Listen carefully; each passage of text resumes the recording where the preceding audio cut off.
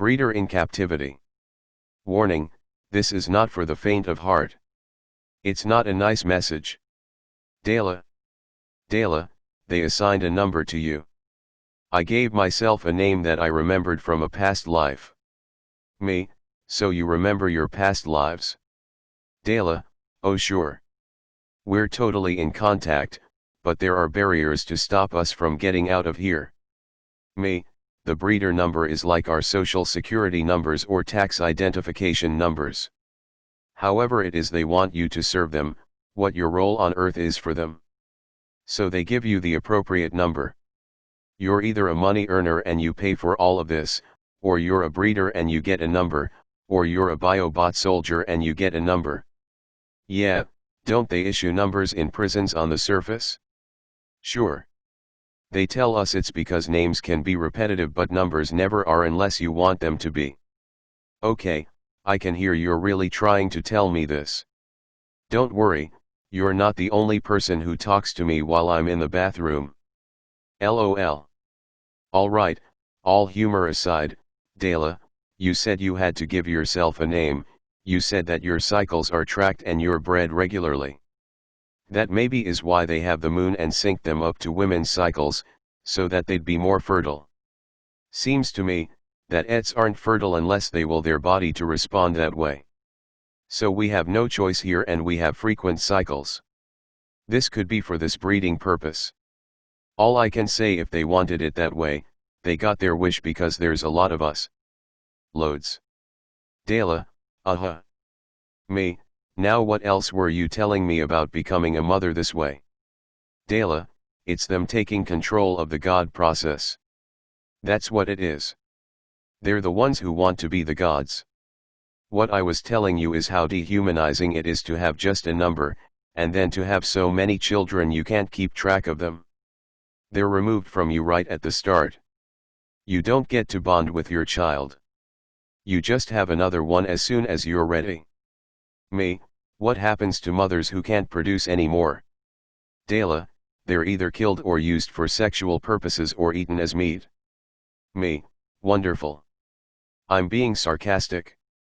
Now, I see you as a smallish blonde woman. Yeah, you don't have a nationality, do you? Why did I see British? Dela, I was British in my last life. I was a Welsh woman named Dela. I was a witch and was murdered for it in the Inquisition. My soul was taken and I was incarnated into a breeder's body by them, and then I became a breeder when I was old enough. Until that time, I was assigned to a handler, which was a reptilian who regularly raped me. Me, ugh. That's disgusting. Dela, it's that I was an earthling before that. I know there is life on the surface, and looking at what was around me, and also talking to people around me who'd recently been abducted, I could envision what it was like and how it had changed since my last outer experience. Me, so you speak English then? Dela, sure, I remember it from my Welsh life. I also speak Gaelic. And I speak Welsh, although a variety that would be out of date for you. Me, no matter. My implant can translate everything you say to me. Yeah, I see here looking up that as soon as the Romans withdrew, that the Scots began to colonize Wales as well. So your lifetime in Wales was around? Dela, around 1500. Me, oh my. You've been down there for 500 years? You're 500 years old? Dela, not exactly. I was held in stasis for quite a while until there was need for either more or a replacement breeder. There are women in the tunnels that are still waiting to be born to this fate. Me, they have to be released. That's easy. Anyone willing just go into the dumps, find these people in stasis and then send them light energy. The increase in energy will allow them to be released to the light. Believe me, there'll be benevolent beings there waiting to get them. Dela, you have experience with this? Me, I have been down in the dumps astrally, and released people. We also went to a place on the surface, in England as a matter of fact, where they store stolen souls, and we have released them as well.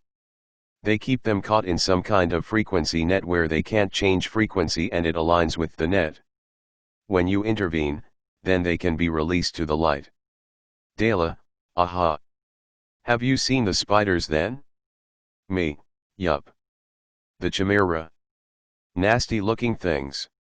They web up the hallways and if you run into a web they come and eat you. Same as the spiders on the planet do, albeit they're a lot smaller. Thank God. I know when I was there, I can't imagine the horrors that the people we rescued went through. Dela, you have no idea.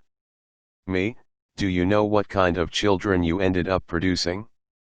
Not to be offensive, but I'd like to inform the public. Dela, sighing, ugh. They used my eggs to create misfits. They created human spiders, they created human reptilians, they created human snakes. Glory be. It was disgusting. These decrepit creatures we produced. And the idea of being a mother, there is no love for these babies, none at all. Yes, I hear you asking. We did produce many of the black-eyed children that are on the surface. Me, how did they get integrated into our societies? Dela, they have, yes, what do you call them? Producers. Procurers. Yes, I'll say procurement officers who bring trafficked children down to the bases and then send our misfits to the surface. And when someone's child goes missing, it would not be out of the question to question whether the one who has replaced them is not one of the hybrid misfits that we underneath have produced. They're capable of changing the exterior of a child entirely and then programming its mind with DNA from the stolen child.